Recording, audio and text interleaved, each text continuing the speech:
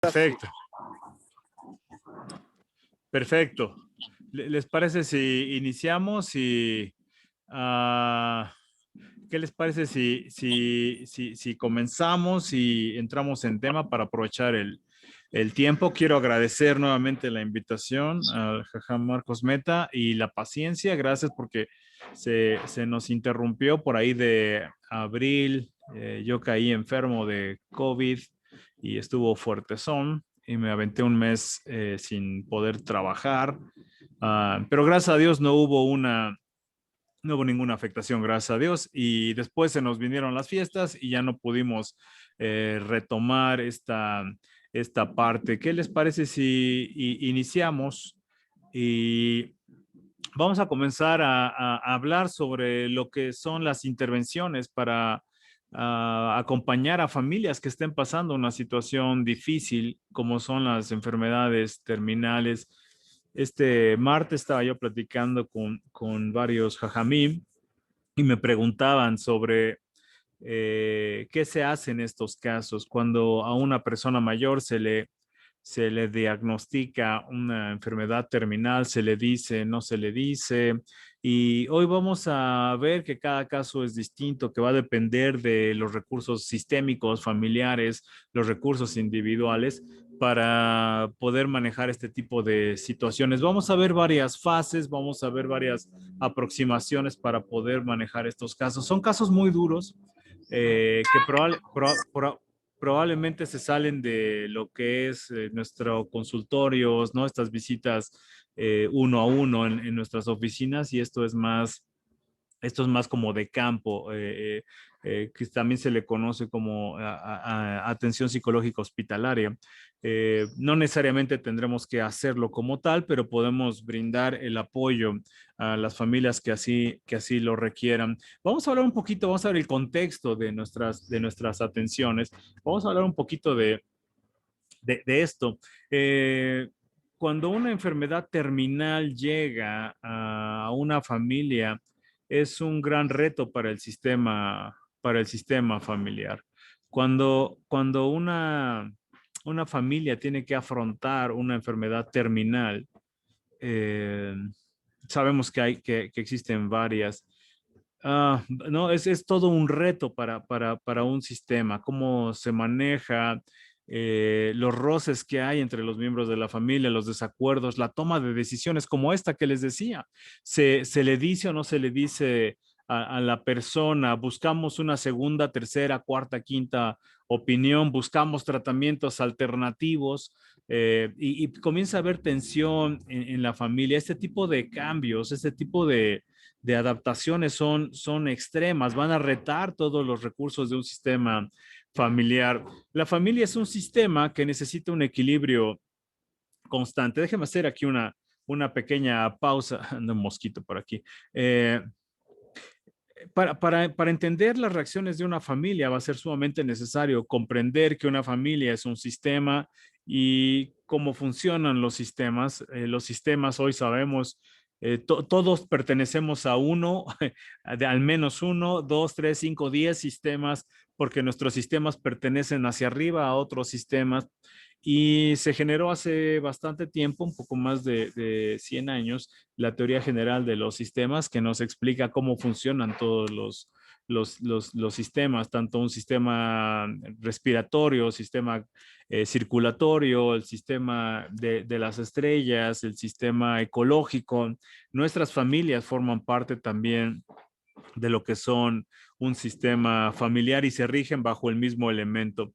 Todos los sistemas requieren un equilibrio. Todos los sistemas funcionan en base a lo que es, en la teoría de los sistemas se le llama homeostasis, pero es el equilibrio. Nuestro cuerpo, que está compuesto por varios sistemas, todos ellos requieren estar en equilibrio. Nuestro cuerpo es un conjunto de sistemas, requiere la temperatura, por ejemplo, tiene que estar en equilibrio. Si tenemos frío, como lo teníamos en la mañana, que hizo bastante frío, nuestro cuerpo tiembla para generar energía y calentarse. Si nuestro cuerpo tiene demasiada temperatura, demasiado calor, transpiramos para refrescarnos. los sistemas familiares y todos los sistemas vivimos bajo este contexto de la homeostasis, del equilibrio, y todos los sistemas son retados por los cambios. Eh, Cualquier tipo de cambio, por ejemplo, ¿no? Cuando llega un nuevo integrante a la familia, ya sea por una boda, por un nacimiento, el sistema familiar se tiene que ajustar. El hijo que era primogénito, que era el único hijo, se tiene que acostumbrar a que llegó un hermanito nuevo. Los papás que ya se habían habituado a un solo hijo, ahora a 2 hijos, a 3 hijos, a 4 hijos.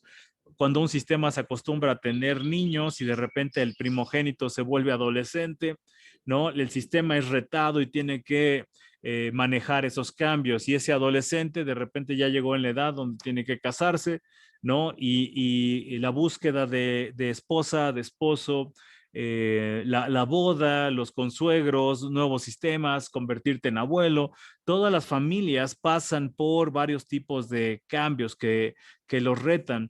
Parecería que la familia es un sistema constante, parecería que es un sistema muy, muy estable. La realidad es que pasa por muchos cambios. Los que somos papás, mamás, sabrán que en la adolescencia, ¿no? El sistema familiar es retado, la disciplina, los límites. ¿Qué pasa cuando el primer hijo quiere su primer teléfono celular? ¿Cómo se lo supervisamos? Le ponemos el password, sabemos el password, qué tanto es su privacidad, permisos de salidas con amigos, el tipo de ropa que se puede utilizar, el tipo de maquillaje que se puede utilizar. Son cambios y problemas económicos. Ahora que vino la pandemia, retó a todas las familias para generar nuevas dinámicas. Es decir, la familia está en una constante presión interna por los cambios internos, pero también por los cambios externos, y la familia constantemente está siendo obligada a generar una flexibilidad y una adaptabilidad. La aparición de una enfermedad terminal que regularmente culmina en la muerte será un reto de los mayores que una familia pueda y tenga que enfrentar. La familia va a ser sacudida. Sí, cuando yo hablo de estos temas del equilibrio, me imagino que la familia es una familia que está en una lancha, ¿no? Una lancha como las de Chapultepec. Y la familia está en equilibrio y alguien se mueve y se mueve un poquito la lancha, y de repente entra un integrante nuevo, ¿no? El hijo mayor se casó y entra su esposa al sistema familiar y nos sacude, y llega el nietecito y nos sacude. La aparición de una enfermedad terminal es un sacudidón, es de las sacudidas más fuertes que un sistema familiar tenga que enfrentar, porque va a sacar a flote, a la luz, los conflictos preexistentes, los roces que hay entre hermanos, que hay entre padre e hijos. La aparición de una enfermedad terminal va a retar en gran manera a lo que es el sistema familiar. Las transiciones de vida también retan a los sistemas familiares, como les decía, de niños pequeños a niños adolescentes, a niños jóvenes, la jubilación del papá, la transición de la sucesión de un negocio familiar, siempre trae algún tipo de desequilibrio. Y la enfermedad terminal también es considerada como una transición. eh, este concepto es muy fuerte, pero quiero que lo entiendan muy bien. La aparición de una enfermedad terminal es considerada también como una transición. Eh, las familias constantemente, como les decía, estamos enfrentando transiciones. En mi caso, ahorita les comparto, mi hija se va a la universidad este verano. Es una transición, se va a ir sola, se va a ir en su coche, por primera vez va a manejar todos los días ida y vuelta, ¿no?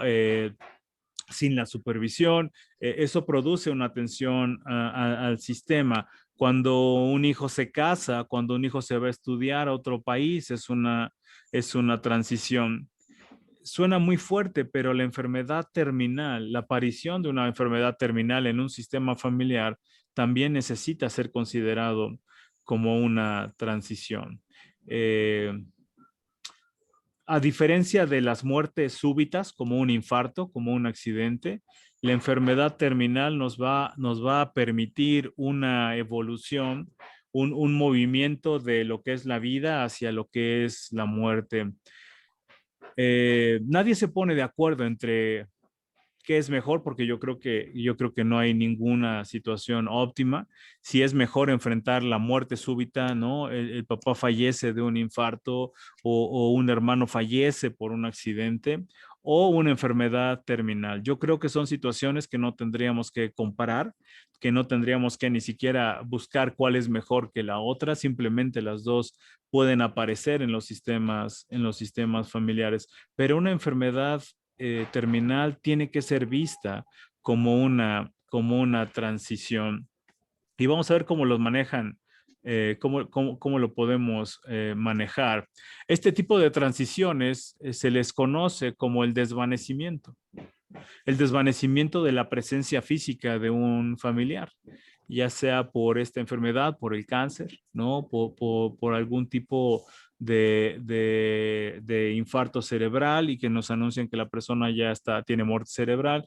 Tendremos que verlo como un desvanecimiento de la presencia a lo que será y lo que culminará con su ausencia física. Esta transición es el cambio de visión, de vivir con una enfermedad a morir de esa enfermedad, ¿no? Lo que nosotros vamos a presentar es este cambio de paradigma para que las familias vayan comprendiéndolo de otra manera. Es el cambio de visión, es el cambio de paradigma de vivir con una enfermedad a morir de esa enfermedad. Sí, es decir, anteriormente, cuando una persona está enferma, creemos que la persona está viviendo con una enfermedad. Cuando los médicos nos dicen ya no hay solución, médicamente y humanamente hablando, la transición es esa, de comprender que ya no se vive con una enfermedad, sino se comienza a morir de esa enfermedad. Esto es lo que va a retar al sistema familiar. Es cuando la familia comienza a aceptar la presencia de la muerte como algo inminente. Esta es la parte más fuerte en esta primera fase, cuando las familias son confrontadas con una notificación de un diagnóstico pesimista en el sentido médico, donde ya no nos da ningún tipo de esperanzas. La familia es confrontada por primera vez con esta realidad de que la persona ya no va a vivir con esa enfermedad, sino comienza a morir de esa enfermedad. Probablemente incluso venga de un desgaste mental y emocional muy fuerte, de quimioterapias, de tratamientos, de búsqueda de cuestiones alternativas, incluso de la parte de la fe espiritual y religiosa. Y por primera vez un médico nos dice, tienen que comenzarse a preparar porque la persona médicamente, el diagnóstico es, va a morir. A mí me tocó trabajar con una persona hace como 6 meses. Ella era mi paciente, ella es mi paciente y a su mamá le notificaron de cáncer de páncreas en etapa 4, en fase 4, que es ya irreversible. El cáncer de páncreas es de los más agresivos y le dieron 4 meses de vida y la acompañé en esta transición.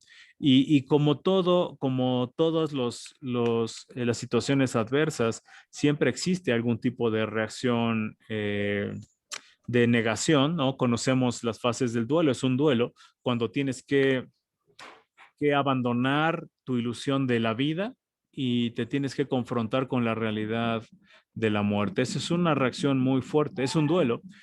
También se le conoce como el duelo adelantado, donde aunque la persona está viva, sabes que eventualmente la enfermedad terminará por deteriorar la salud hasta llegar a la muerte. Esta es una reacción sumamente fuerte cuando por primera vez se confronta con esa realidad de la muerte. Esta transición se compone de 7 dimensiones que vamos a ver ahorita. para comprenderla nosotros y ayudar en esta transición a estas familias a poder elaborar esa realidad de que tendremos que abandonar la esperanza. Ese es el duelo. Antes de que muera la persona, antes de que muera el familiar, lo que comienza a morir en las personas que conforman a la familia es la esperanza. Y ahí es donde puede haber mucho conflicto en un sistema familiar, donde haya unos que sean más racionales y digan, sí, tenemos que aceptarlo, y otras personas que quieran seguir buscando posibles alternativas, seguir luchando para que la muerte no llegue. Uh, Estas son las siete etapas, las 7 fases de esta transición: redefinición, la carga, lucha con la paradoja, peleando con el cambio y búsqueda de sentido. Esas son las transiciones perdón, las fases que nosotros vamos a manejar: redefinición, la carga, lucha con la paradoja, peleando con el cambio, búsqueda de sentido. Esas son 5, estas son viviendo día a día y preparándose para la muerte. Estas terminarán por ser las 7 fases que vamos a estudiar, los 7 elementos que vamos a facilitar en este tipo de situaciones. La primera es la redefinición. Probablemente de las más difíciles, porque como les decía anteriormente, estamos abandonando la esperanza. Y aquí puede haber hasta conflictos espirituales, religiosos, de creer que ya uno no tiene fe, que uno ya ya se rindió. Conozco y creo en la importancia de estas cadenas de rezos, de petición por los enfermos.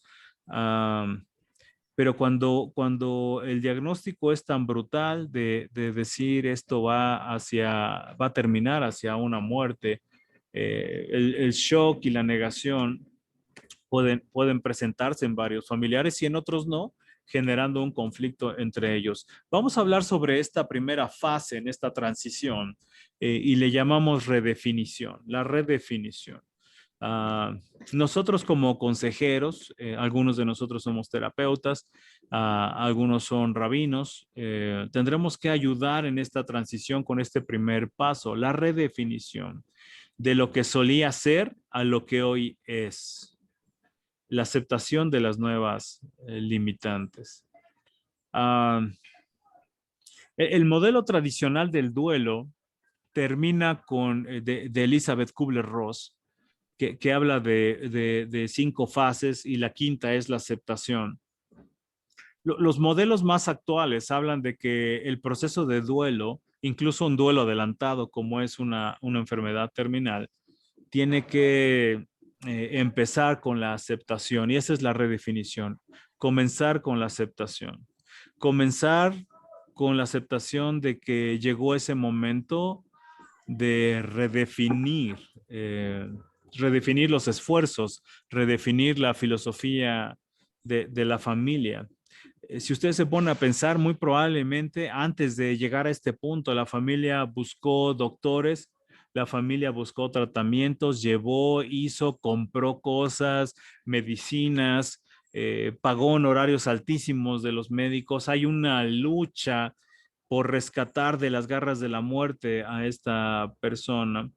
Y cuando llega la notificación de una enfermedad terminal, que terminará por lo menos médicamente en la muerte, tendremos que redefinir qué vamos a hacer como familia, ¿no? Es decir, seguir exponiendo a la persona a tratamientos, a nuevos doctores, a nuevos hospitales, viajes, esfuerzos, o aceptar que hoy es tiempo de gozar los últimos días con la persona que comienza a desvanecerse. Esa probablemente es una de las tareas más difíciles en nuestra consejería, ¿no? El presentar estas dos opciones. Yo la presento así. Yo creo que las dos son válidas. Creo que buscar opciones es una reacción natural por no querer dejar ir a la persona, por no querer renunciar a la fe, por no querer renunciar a la esperanza. creo que eventualmente las personas tendrán que aceptar lo inminente de la muerte. Yo no trato de obligar, yo no trato de forzar a las personas, sino de comprender que a lo mejor necesitan un tiempo para llegar a esa conclusión. Y también presento esta posibilidad de que estos distintos tipos de reacciones vayan a generar conflicto dentro de la familia, donde algunos miembros de la familia dicen, ya dejemos descansar a la persona, abuelito, abuelita, a papá, ya no lo sometamos más a estudios, a piquetes, a tratamientos. El doctor nos dijo que es tiempo de aceptar.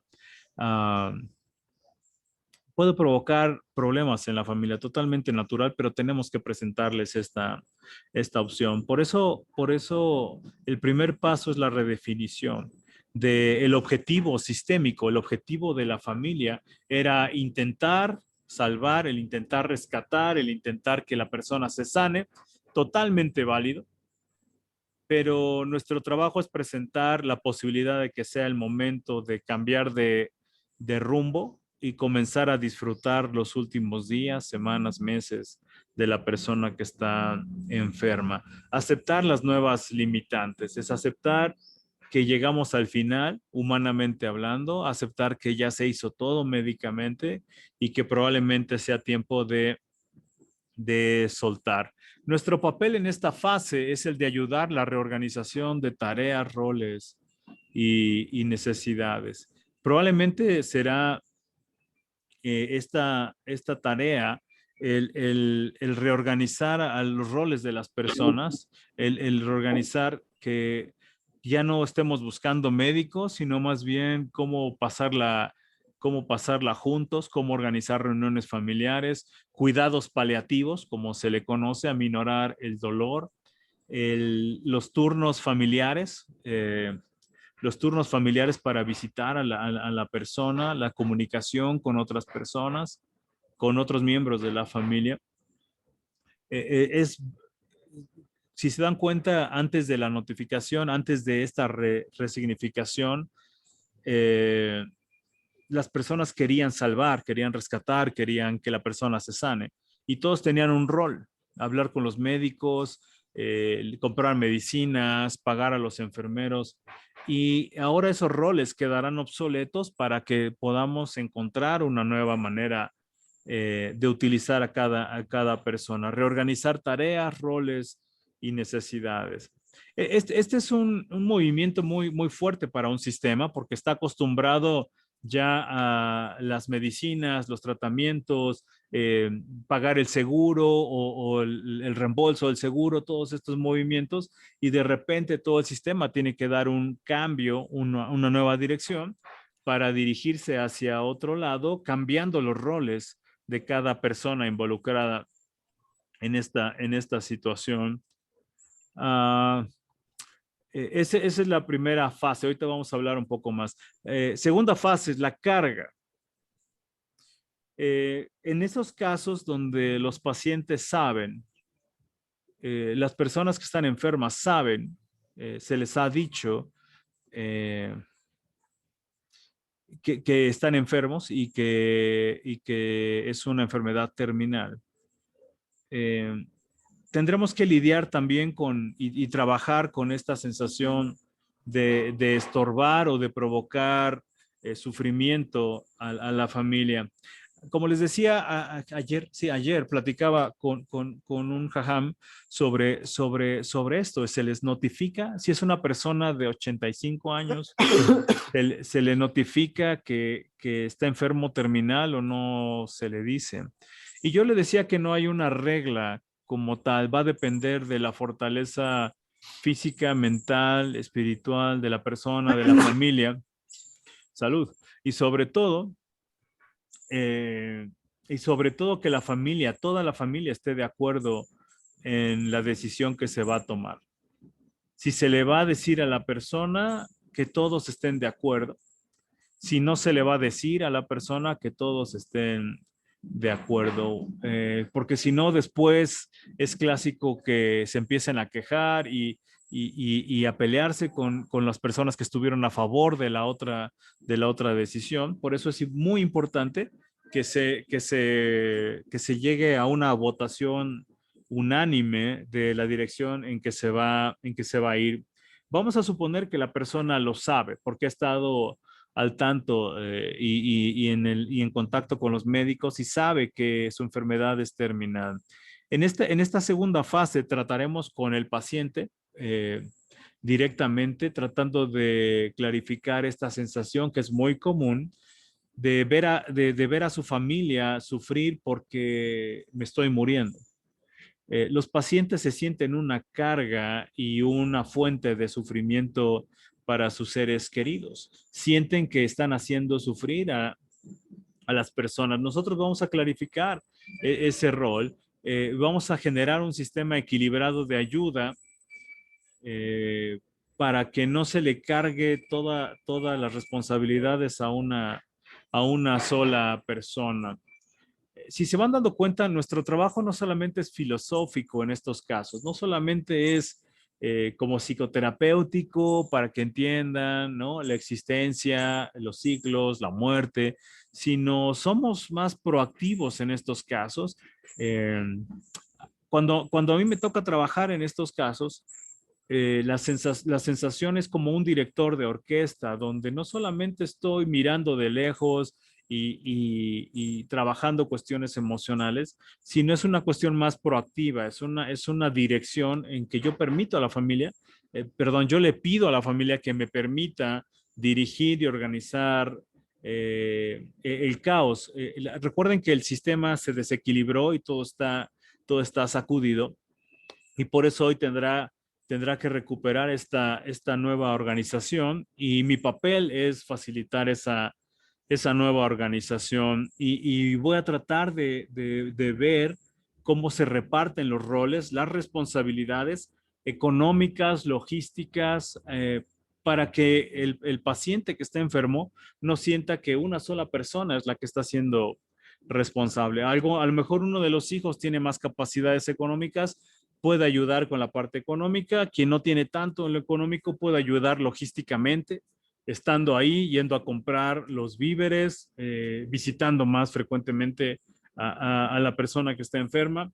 Pero nosotros nos vamos a encargar de repartir la carga para que las personas no se sientan cargadas ellas mismas y, y para que la persona que está enferma no sienta como que es una carga para el sistema o para una persona. Vamos viendo fase por fase, ahorita vamos a adentrarnos, ¿no? Entonces, la primera fase es como la resignificación, asignar un nuevo significado. La segunda fase es repartimos la carga. La tercera fase es, vamos a hablar de una paradoja. ¿Qué es una paradoja? Son dos conceptos que se contraponen teóricamente. Y en este caso, comenzaremos a luchar sistémicamente con la aparición de la esperanza y de la desesperanza. Cuando, cuando la persona todavía tenía posibilidades de vida, el sistema tiene esperanza, el sistema tiene ilusión, ve algunos avances, espera los resultados, algunas veces los resultados mejoran y después empeoran. Nosotros vamos a exponer este tema, vamos a exponer esta realidad de que tendremos que convivir con dos cosas, esperanza y desesperanza. Uh, Habrá días buenos de salud y habrá días malos de salud. Y nosotros cuando estemos manejando una situación de muerte, de posible muerte o de una enfermedad terminal, tenemos que presentar esta realidad de que los días buenos no quieren decir que ya nos alejamos de la muerte, por lo menos médicamente, sino aprender a aceptarlos, aprender a integrarlos como parte natural del deterioro. El que tenga buenos días, una buena calidad de vida, tal vez no hubo dolor, tal vez estuvo de mejor ánimo, estuvo más despierta la persona. Esto no quiere decir que la enfermedad terminal se ha terminado. Simplemente vamos a presentar esta posibilidad, esta idea de que disfruten disfruten las personas los momentos buenos de lucidez y también puedan estar preparados para los días malos. Eh, y en esta realidad de que habrá días buenos y días malos en la enfermedad, tenemos que preparar a la familia para esa oscilación, para esa naturalidad de convivir con nuestro familiar, mamá, abuelito, hermano, esposo.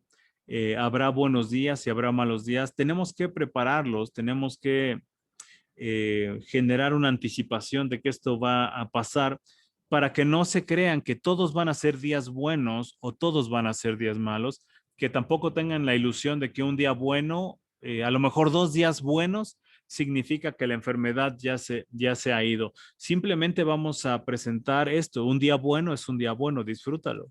Habrán días malos, habrán días de mucho dolor, de mucho sufrimiento. Y es parte del deterioro y es parte de de la enfermedad terminal. Nuestra ayuda será normalizar esta lucha de esperanza y desesperanza, normalizar esa presencia de esos dos elementos, pero sobre todo dejando claro que la muerte es inminente. Aprovechar días buenos, como les decía, el verlo como algo bueno, el agradecer un día bueno, pero eso no significa que todos los días tendrán que ser buenos, porque la muerte comenzará a aparecer. De acuerdo que lo que nos dicen los médicos es que el deterioro será gradual, por eso existen los cuidados paliativos, toda esta cuestión de morfina, analgésicos, para que el dolor sea menor, pero tenemos que mentalmente preparar a la familia para que puedan ir percibiendo este desgaste natural, este deterioro natural, la pérdida de funciones, la pérdida de autonomía, el deterioro físico. Hace varios años me tocó acompañar a una chica que le diagnosticaron también cáncer de páncreas y, y yo la dejé de ver como 3 semanas porque ella estuvo en tratamiento y cuando la volví a ver era irreconocible, era un saquito de huesos. Uh, Impactante para aquellos que no vimos cotidianamente el deterioro, sino en 3 semanas ella había perdido más de 40 kilos por la enfermedad. Nosotros tenemos que preparar a la familia para eso. No, va a haber buenos días, pero eso no quiere decir que todos los días van a ser buenos o que la persona va en una mejoría total, sino que más bien iremos llegando hasta un deterioro físico, el cuidado del cuerpo, tener preparados cómo satisfacer la alimentación, probablemente incluso por sondas, enfermeros, enfermeras para el cambio de pañales, la pérdida de funciones de control de esfínteres, pipí, popó, de repente perder el sentido, el dolor, los gritos. Preparar a la familia para eso. Tenemos que decir, tenemos que expresarles y enseñarles a que la aparición de buenos días no quiere decir que tiene que esperanzarse, sino regresar al punto de la aceptación de que la muerte es inminente. Ah, Peleando con el cambio, es otra fase. Eh, la familia va a tener que abandonar ciertas conductas y actividades que tenían antes, como algo que se ha hecho muy tradicional ahora en esta etapa de la tecnología es buscar en Google, ¿no? Sobre tratamientos, sobre doctores, hospitales que a lo mejor pueden salvar. Eh, esta siguiente fase trata con lo que es el abandono de esas conductas. Ya no será necesario. Es utilizar adecuadamente ese tiempo. Es muy difícil esto que les estoy diciendo porque la mayoría de las personas llevan semanas, meses incluso o años buscando tratamientos, metidos en foros médicos, contactando personas, contactando incluso sobrevivientes de eso para ver qué hicieron. Uh, Cuando llegamos a esta fase, tendremos que motivar y presentar la posibilidad de abandonar esas conductas que ya no son, que ya no son funcionales y que incluso hacen más daño. Si se van dando cuenta, nuestro trabajo es muy logístico. Vamos dirigiendo y canalizando hacia dónde va la energía y la energía tiene que ir hacia hacer menos difícil este tiempo, aceptar que la muerte es inminente, repartir roles, abandonar la búsqueda de la esperanza y estar preparados para lo que eventualmente llegará. Eh, Estar preparados para cuando se pierdan, como les decía, estas capacidades de autosuficiencia.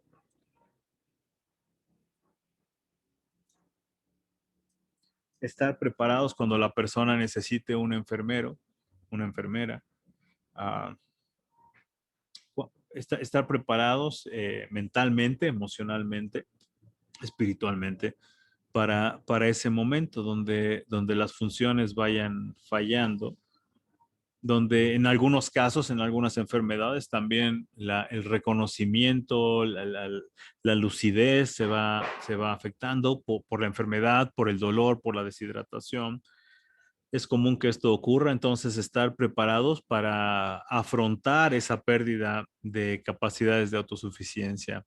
Nuestra ayuda parte de la transición. Contenemos a la familia en esta fase de deterioro.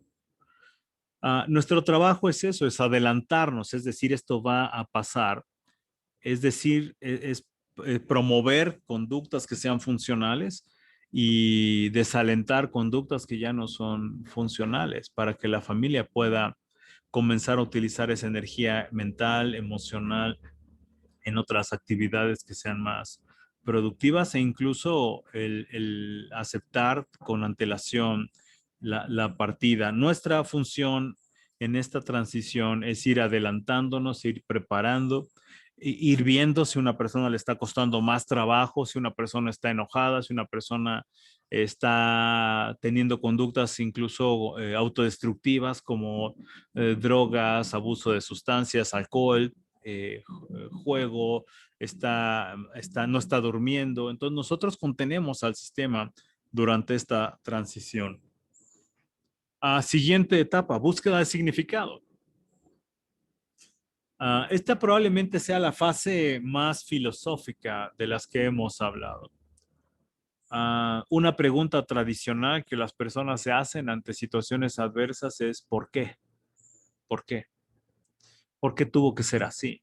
O también incluso la aparición de los famosos hubiéramos atendido antes, hubiéramos ido a este hospital y no a este, hubiéramos tomado el tratamiento alternativo.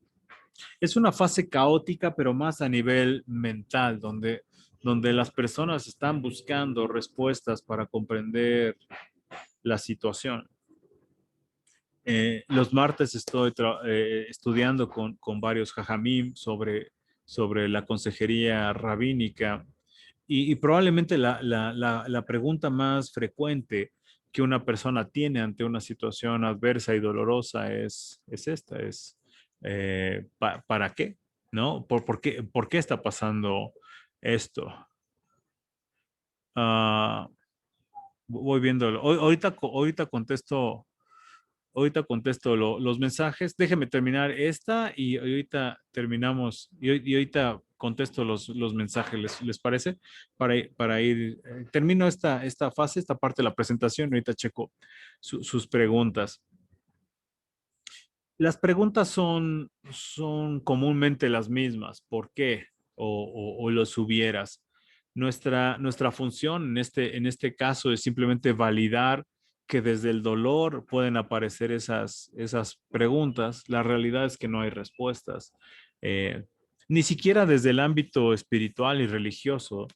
Ah, Algo que sí les voy a pedir es que nunca contesten con respuestas de cliché, de no te preguntes por qué, sino para qué, ¿no? Que sí lo creemos, creo que es cierto, pero en estos casos, en estas situaciones, esas respuestas suelen sentirse impersonales y también un poco agresivas. Yo creo que con decir son válidas tus preguntas son válidas, ¿no? Son válidas y no intento contestar, simplemente valido y yo reconozco y presento esta idea de que muy probablemente no haya respuestas. Ah, esta fase de preguntas puede aparecer en momentos, me falta una O, en momentos previos. Esta fase puede aparecer en las otras fases, ¿no? De caos, de preguntas, de desesperación, de enojo hacia Dios también, también puede aparecer un poco de duda espiritual, dudas religiosas, si Dios me escucha, si Dios existe, y si Dios existe y es bueno, por qué permite, por qué permite ese tipo de cuestiones? Entonces tenemos que estar listos. Es importante conocer el marco de referencia de cada miembro de la familia. No suponer que todos tienen la misma creencia, aunque a lo mejor pertenecen a la misma religión, pero no todos tenemos la misma profundidad teológica, espiritual para tomarlo. Entonces, escuchemos primero de dónde vienen para dialogar desde sus propios marcos teóricos, si son espirituales, si son religiosos o incluso hay gente que no expresa una religión, que son ateos o que son agnósticos o que están desilusionados con Dios, que están un poco alejados de Dios en ese momento. Entonces, no debemos de suponer que todos tienen las mismas creencias que nosotros. Nosotros no damos razones, nuestra ayuda es así, ¿no? En esta fase, no damos razones religiosas, teológicas, bíblicas, a menos de que las personas se metan en este tema. Uh, Porque nosotros no vamos a forzar una creencia, no vamos a obligar como un marco filosófico si la persona no lo comparte o no está lista. Pero si la persona empieza a meterse en ese tema espiritual, religioso, nosotros podemos también comenzar a platicar y a profundizar sobre sus creencias, sobre... Yo creo que una de las habilidades que un consejero, un psicoterapeuta, un rabino necesita tener es una clara posición acerca del sufrimiento. Ah, ¿Cómo lo tomo? ¿Cómo lo vivo? Mi propio sufrimiento, ¿cómo lo acomodo mentalmente? ¿Cómo dejo de pelearme con el sufrimiento? Les comparto cuál es mi marco teórico, es que el sufrimiento es natural, que el dolor, las adversidades es natural y que el sufrimiento como respuesta de oposición mental es natural y es válida y que tengo que aprender a manejar esas cosas que no me gustan como una enfermedad terminal. Yo creo que, y a lo mejor este podría ser otra clase en otro momento, ¿no? El cómo estar preparados para hablar del sufrimiento como algo natural. Es curioso, pero nadie se pregunta por qué el gozo o por qué la alegría. Nadie se pregunta para qué existe la satisfacción o para qué existe el placer, ¿no? Lo damos por hecho, pero cuando viene el dolor, ahí sí reaccionamos y comenzamos a cuestionar su función en nuestras vidas. Yo creo que es tan natural, ¿no? Como hay día, hay noche, como hay frío, hay calor, como hay placer, hay dolor, como hay momentos de felicidad, hay momentos de tristeza, como hay vida, hay muerte, ¿no? Pero yo creo que ustedes tienen que estar listos, listas para hablar del sufrimiento como parte natural de la existencia humana y como también la respuesta ante esas adversidades. Buscaremos que las personas encuentren actividades que les nutran y les fortalezcan. En todo este proceso que estamos platicando, habrá un desgaste. Imagínense que las personas al mismo tiempo tienen que ir a trabajar, al mismo tiempo tienen que seguir yendo a la escuela, produciendo, pagando colegiaturas, pagando hipotecas. Las personas al mismo tiempo tienen que seguir con sus vidas, están llevando dos procesos paralelos, uno que aparenta una realidad, una normalidad y otro que vamos en un declive despidiéndonos lentamente de la persona a la que amamos. Ah, y vamos terminando ahorita, contesto las preguntas. Viviendo día a día es otra fase. Si todo ha salido bien, la familia aprenderá a aceptar lo que cada día traiga. Si nosotros hemos fomentado adecuadamente estas fases previas, sobre todo al principio, ¿no? Probablemente es como toda reacción. La reacción inicial suele ser sumamente dolorosa, suele ser eh, rechazada, pero poco a poco, incluso al dolor, uno se comienza a adaptar, a las adversidades uno se comienza a adaptar y eventualmente la familia pasará de esa búsqueda, de esa esperanza, esa manía, incluso de buscar soluciones y respuestas, a tomarlo con paz y encontrar una tranquilidad mental, emocional y espiritual, comprendiendo que este juego, la muerte, lo ganó y que mejor comienzo a aprovechar los días, los momentos, los minutos, los segundos de lucidez de la persona. La familia llega a una estabilidad a este momento y se encuentran listas para enfrentar la muerte. Se disfrutarán los buenos días y se sabrá manejar los días difíciles. ¿No? Los días donde la persona tuvo mucho dolor, los días donde hubo una recaída fuerte, donde hubo que llamar a Atzalá, ¿no? Y los sustos y muchas veces se cree que la persona ya murió y no, ¿no? Fue una recaída muy fuerte, pero vuelve a cobrar fuerzas, vuelve a cobrar esperanza y eventualmente esto culminará en la muerte. Pero la familia, si lo hacemos bien, si acompañamos esta transición, las personas llegarán a esta fase aprendiendo a lidiar incluso con esos sustos, con esos pequeños vislumbres de lo que finalmente culminará en la muerte.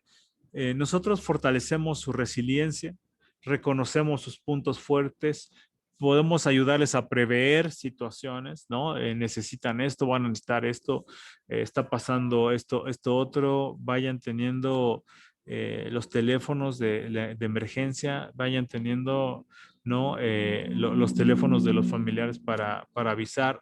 Existe ya como una naturalidad en hablar de la muerte, existe una aceptación en saber y reconocer que existen movimientos logísticos que tendremos que hacer en su debido tiempo. Y finalmente, ¿no? La preparación, ahorita hay más diapositivas, pero vamos a llegar hasta aquí. Ya es simplemente esperar, ¿no? Esperar, ¿no? Y pasar, vivir día a día, un día bueno, días muy malos, simplemente esperando lo que será inevitable. Esperar la muerte involucra acciones concretas, no tiene que ser algo totalmente pasivo. Ah, preparativos funerarios, ¿no? Como papeles del banco, testamentos, tarjetas de crédito, y irnos adelantando en estas cuestiones administrativas que tendrán que hacerse, ¿no? El ir eh, teniendo acceso a las contraseñas, a las cuestiones de bancarias, inversiones, todo ese tipo de cosas, irnos adelantando sabiendo que eventualmente llegará la muerte y y podemos hacerlo menos difícil si abarcamos esto. Déjenme, ay, ahora sí vamos a ver un poco las preguntas y uh, vamos a tratar de responderlas y si alguien quiere expandir o hacerlo, vamos a ver las que están aquí. Uh, y ahorita seguimos con algunas ideas que se pueden dar a las familias para despedirse. Uh, Sara nos dice que tiene un hermano que se enfermó de esclerosis lateral y ya no puede moverse. Ah, perdón. Sara, no sé si querías hablar, perdón. No, le digo que yo estoy viviendo un caso similar, Ajá. porque cuando le dieron el diagnóstico le dijeron que no tenía más que 2 años de vida Ujú. y gracias a Dios ya lleva 3 años, pero Ok. sí su estado es de pura pérdida, o sea, Ujú. ya no se puede mover nada, un poquito los pies y habla con los ojos Mm. Ujú. y sí es una situación muy difícil. Yo al principio no sabía manejarla hasta que Sí, empezamos a tomar el curso, sí, sí. donde por eso le pregunto, ¿hasta Les dónde van es el diciendo. acompañamiento? ¿Hasta dónde puedo Ah, involucrarme con mis papás? ¿Hasta dónde puedo? Ahí tu caso es difícil y te agradezco que lo quieras hablar. Estaba leyendo aquí. Te agradezco que lo quieras compartir. Lo ideal sería que alguien externo los acompañe. Te voy a decir por qué. Porque tú no puedes jugar los dos papeles, ¿no? De hermana, hija y al mismo tiempo de acompañante en esto. Mi sugerencia sería que fuera alguien más para que tú también te sueltes, ¿no? Porque si tú Sí, tomas este claro. otro papel, eh, Sí, luego a mí quién me contiene, ¿no? sí, exacto, y después puede pasarse el tiempo y te quedas en ese rol de la fuerte, que en las familias ocurre muy frecuentemente, ¿no?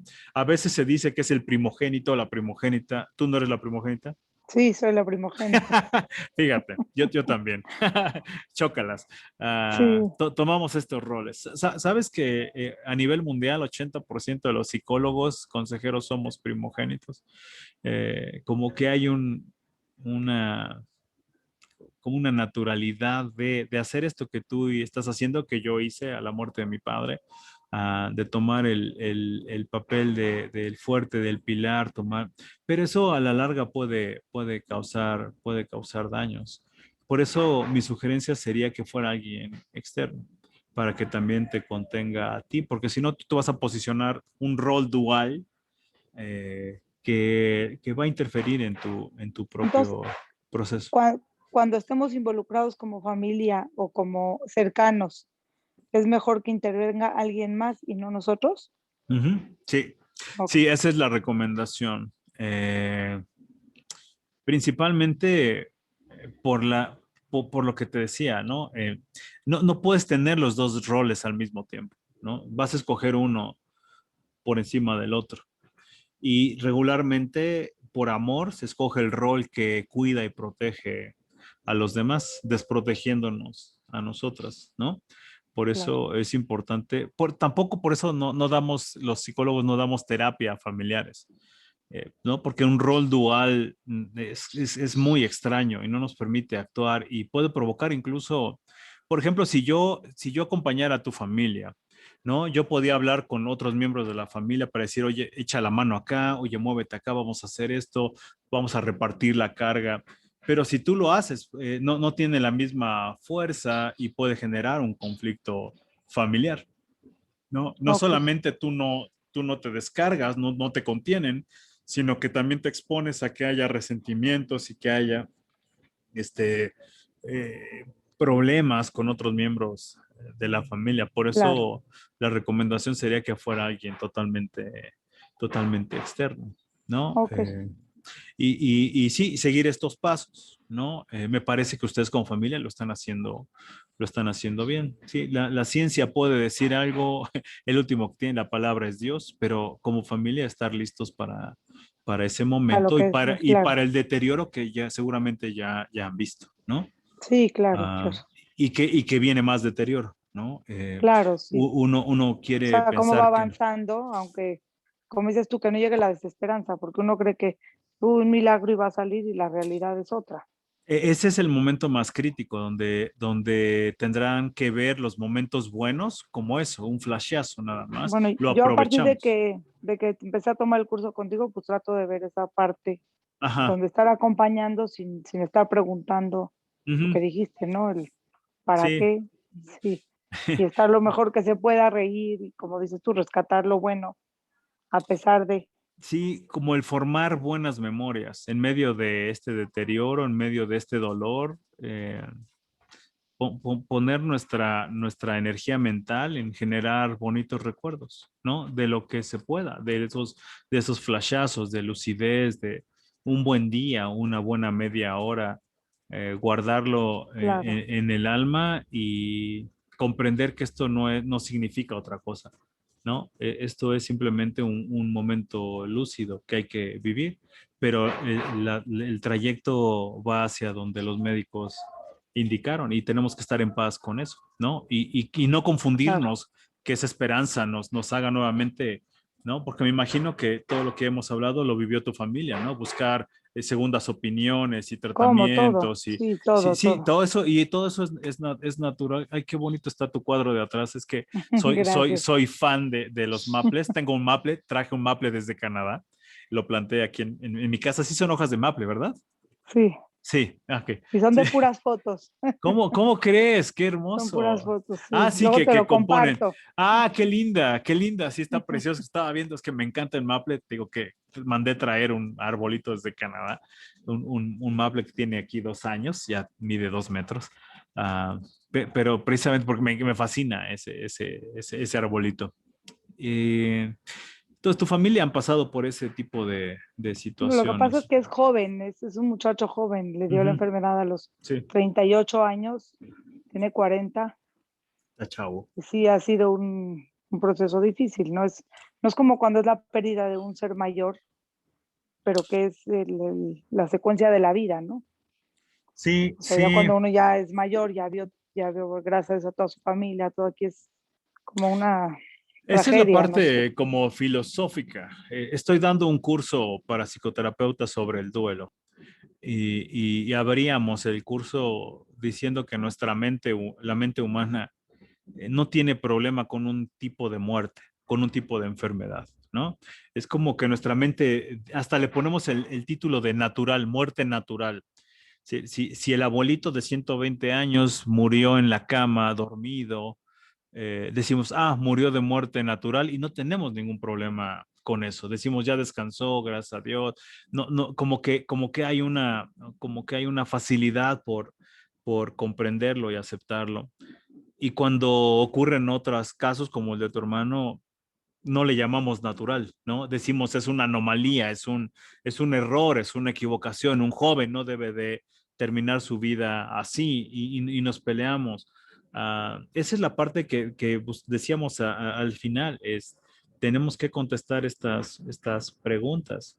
El modelo actual del duelo, Sara, se mueve en, lo primero que tenemos que hacer es aceptar, ¿no? Antes se decía que era lo último, ¿no? Es aceptar que está aquí, ¿no? Y me parece que tu familia ya pasaron por este proceso, es decir, ya está, no lo puedes pelear, ¿no? Y lo No, intentaron pelear. no, no es aceptar y como dices, con amor todo lo que venga, ¿no? Y, y, Sin y cuestionar de más también, porque pues, no hay a pero dónde cuestionarse. sí, no hay un buzón de quejas y de sugerencias, ¿no? Sí, Celestial. En los cursos que yo doy, yo manejo mucho un concepto que es medio controvertido, que se llama la autocompasión. Ah, la autocompasión es chistoso porque somos compasivos con otras personas, ¿no? Pero no con nosotros mismos. Somos duros, incluso, ¿no? Y autocompasión es decir, es que pues, era normal que reaccionáramos así, es normal que tenga preguntas, es normal, ¿no? Soy humano, no alcanzo a comprender la mente de Dios, ¿no? Es normal que tenga dudas, es normal que a veces me enoje con la vida, que a veces me enoje con Dios, que tenga esperanza y después desesperanza, que un día tenga energía y otro día esté cansada. Es normal, ¿no? Porque si te pones a pensar, la experiencia humana no es fácil. ¿Te acuerdas de esta frase que todos los papás hemos dicho y nos las dijeron por generaciones de nadie nos enseñó a ser padres? La realidad es que nadie nos enseñó nada.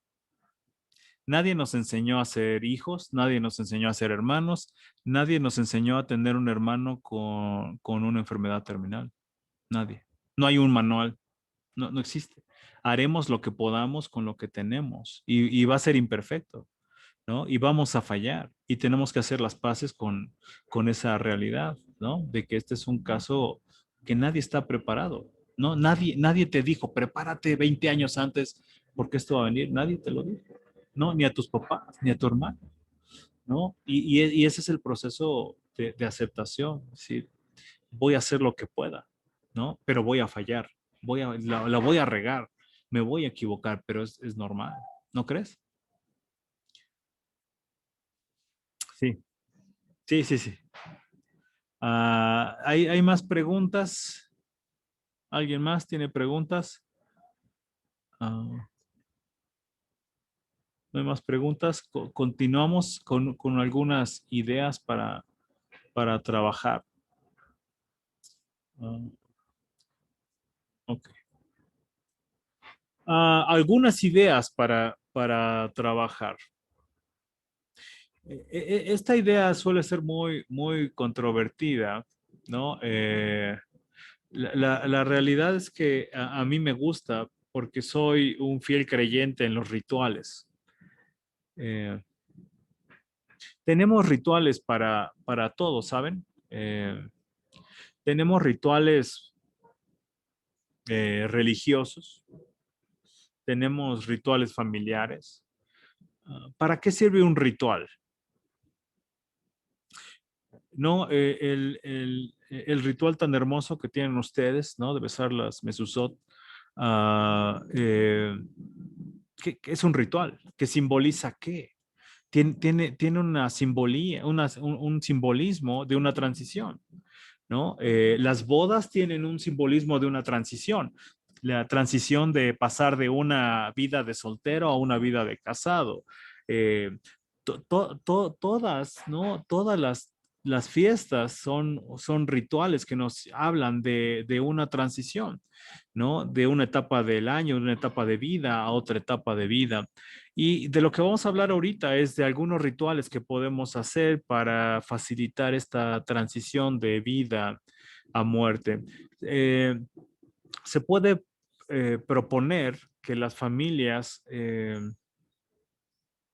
y la persona que está enferma hagan cartas o hagan videos de despedida, videos que se puedan recordar con el tiempo, que se puedan ver con el tiempo, en donde se hable del amor, del cariño, de la imperfección incluso, ¿no? De perdón, de pedir y de recibir perdón.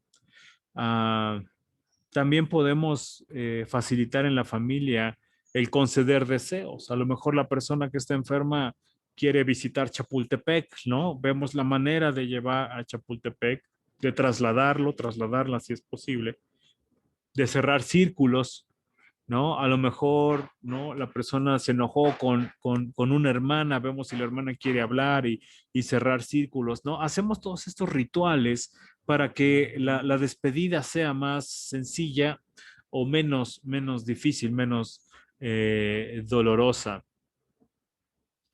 Ah, algunos consejos generales en estos casos. Vamos a comenzar a cerrar y ver si alguien tiene una pregunta, más preguntas. Permitir la expresión de emociones.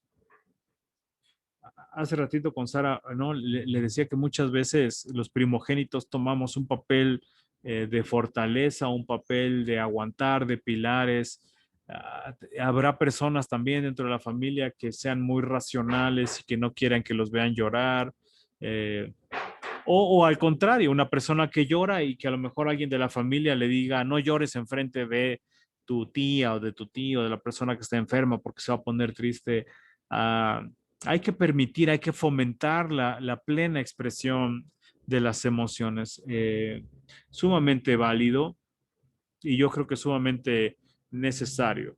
Ah, Cuando falleció mi papá hace 4 años, recuerdo que una persona me dijo, no llores. Y yo así de, por qué no? ¿No? Se murió mi papá y nada más tengo uno.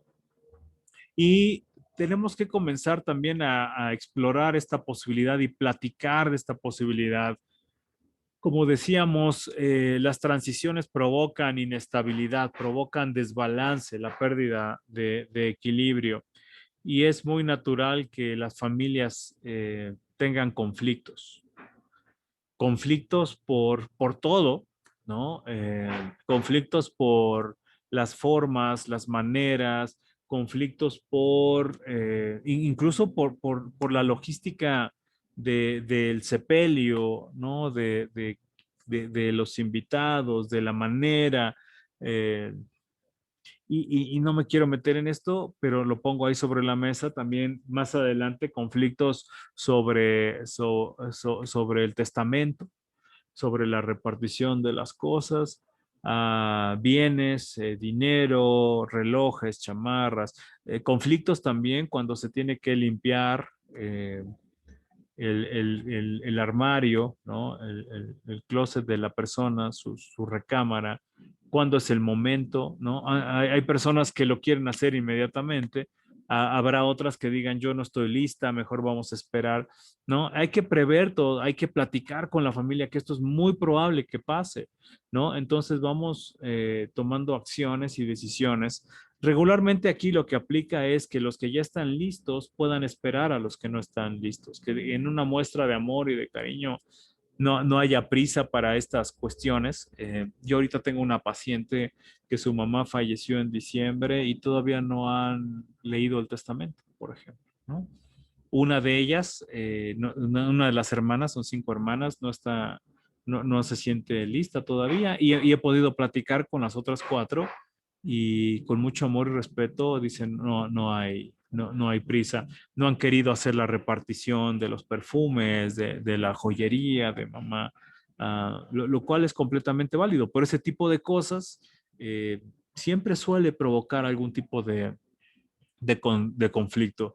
Otra cuestión que podemos hacer, identificar los recursos de la familia, su espiritualidad, sus valores, su unidad, su capacidad de trabajo, su capacidad, su sentido del humor, de reír aún en las aflicciones. Identificamos esos recursos y los utilizamos, ¿no? Se los señalamos para que la familia pueda verlos. Muchas familias no se dan cuenta de esos grandes recursos que tienen para enfrentar situaciones adversas. Se los preparamos, se los presentamos y los utilizamos en todo este proceso.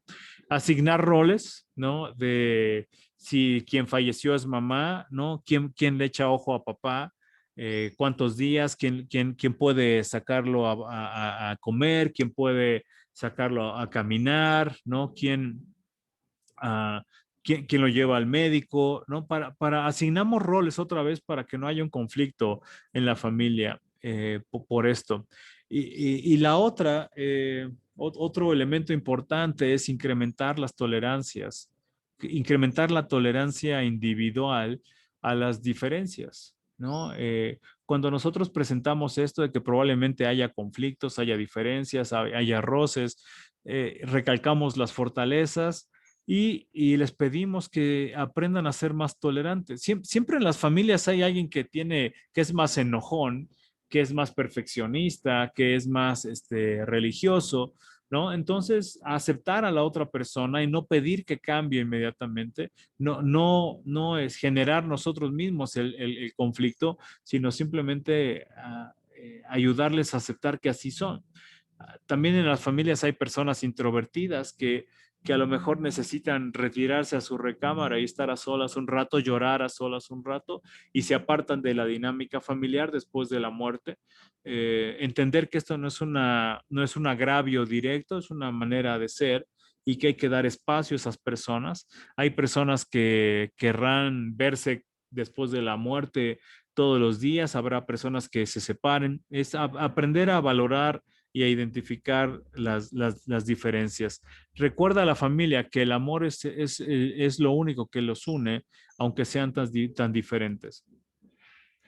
Estoy acompañando a una familia en un proceso de duelo y están teniendo muchos roces porque creen que se debería manejar de otra manera, tienen un negocio familiar y se están haciendo cargo los hijos, falleció el papá y se están criticando quién debería ser el director de la empresa y se están criticando y yo lo que les pido es simplemente en este momento, porque el fallecimiento ha sido reciente, es simplemente ahorita procesar el duelo.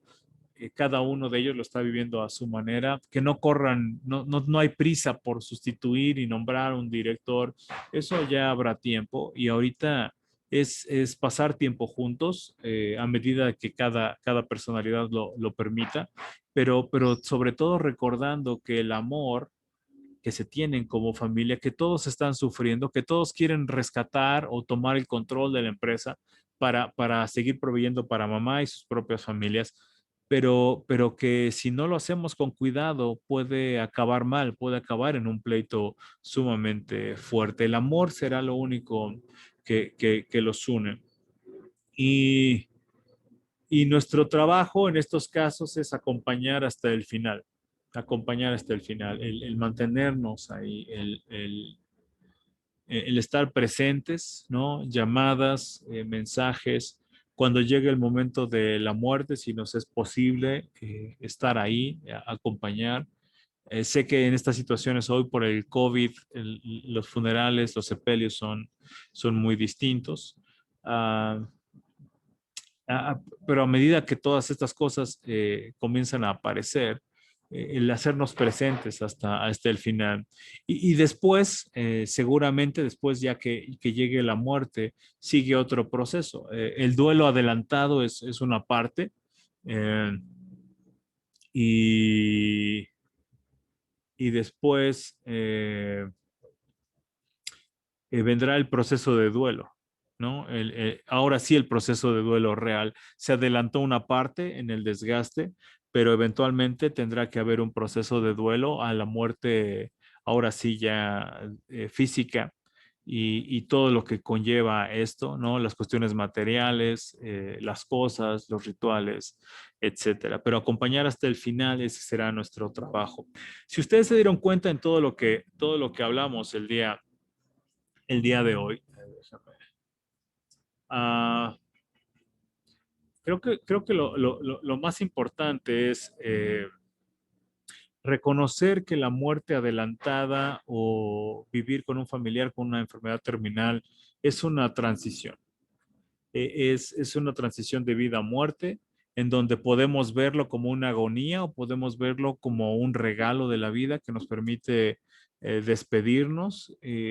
Pero no solamente eso, sino nos obliga y nos empuja como familia a estar preparados en todos los aspectos. No será un proceso perfecto, habrá roces, habrá conflictos, habrá malos entendidos, habrá diferencias en la familia, pero tenemos que recordar que todo esto es natural y tenemos que acompañar a nuestro familiar en este proceso de muerte hasta el final. Preguntas hasta aquí. ¿Alguien? ¿Un comentario? ¿Una pregunta? ¿Sí siguen ahí? Sí, aquí estamos. Ok, ok. ¿Habrá algo más? ¿Una pregunta? ¿Una duda? Y yo les hago llegar esto, se los mando con el jaja Marcos.